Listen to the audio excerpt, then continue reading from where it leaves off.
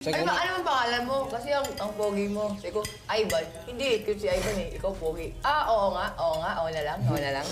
Gano'n na lang. Tad lang. Eh, pal, di ba? May pababay-babay pa siya. Binabayan. Bakit? Close ba tayo? Anong pangalan niya talaga? Bratinela? Nakalagay Trisha Bratinela sa Saan? forums. Eh, Bratinela naman ugali niya. Kaya mo.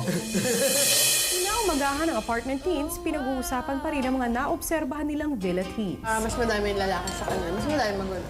Hindi. Actually, mas okay mga lalaki. Sa? Yung mga babae yung Sa buhatan. Sige. Pero kung sa utak, pag pinagsama mo, yung iba kasi nila, kunyari, di ba 5 sila? Siguro 2 doon makulit, o 1 doon. At saka madali ma-distract, no?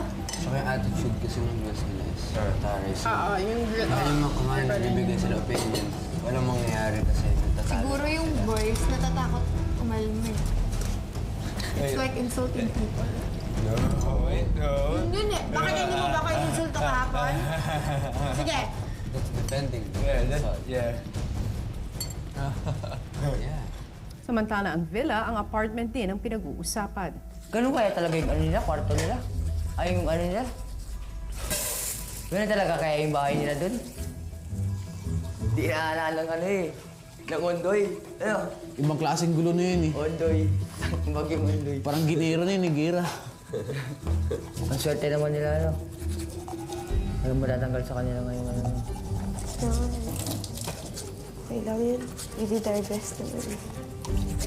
Ilang saglit lang, nabaling na ang usapan sa mga naobserbahan nila nitong mga nakaraang araw kay Trisha. Picture. Ano ba litrato yung tinaas? Sa kanya. Ewan ko. Sa akin ba yun? Yung Trisha? Sorry. Akin yun eh. Ay, iyo, sabi niya.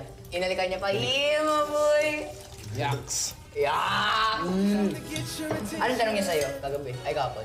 Mga nonsense. Ako sa akin yun, Andres eh. Sige, Ano ang pangalan mo? Kasi ang pogi mo. Sabi ko, Ivan. Hindi, cute si Ivan eh. Ikaw pogi. Oo na lang, oo na lang. Gano'n na lang. Tad lang. Eh, pal, di ba? May pababay-babay pa siya. Binabayan. Bakit? Close ba tayo? Anong pangalan niya talaga? Bratinela? Nakalagay Trisha Bratinela sa Saan? forums. Eh, Bratinela naman ugali niya. Kaya mo. Pero kung may ilan-ilan na di natutuwa kay Trisha, may isa naman na kabaliktaran ng pagtingin sa dalagita. Pwede magbago yun yung ugali ni Tisha? Pwede magbago yun. Oh, sa bakit? Siguro mapapatahimik sa akin. Baguhin mo. Yeah, mabuhay. Kaya mo eh. Sample talaga. Nagpangalan kayo ngayon. Pare, pagka nakasama natin. Iteber nilipat ako doon. Chichiksin mo. Yeah! Hindi, gusto ko naman talaga yun. Gusto ko naman talaga siya. Saka yung taray niya, yung taray bawas. Rarakistahin kita. Trisha? Siya, rarakistahin kita.